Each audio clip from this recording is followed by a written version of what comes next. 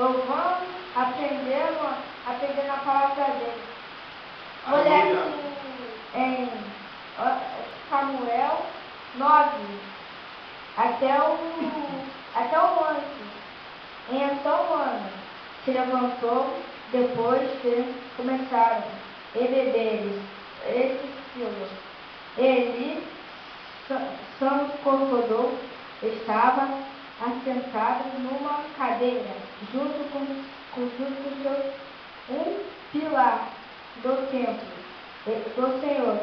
Ela, pois, com amargura de alma, orou ao Senhor e chorou abundantemente.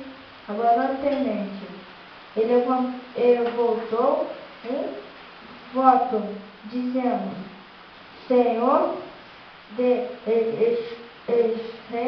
se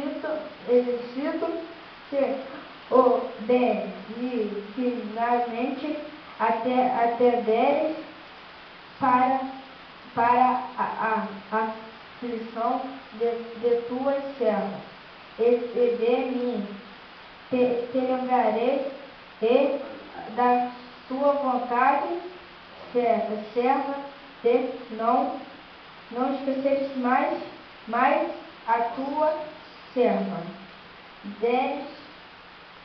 Deres um filho varão ao Senhor, o darei por todos os dias da sua vida, e sobre a sua cabeça não passarei navalha.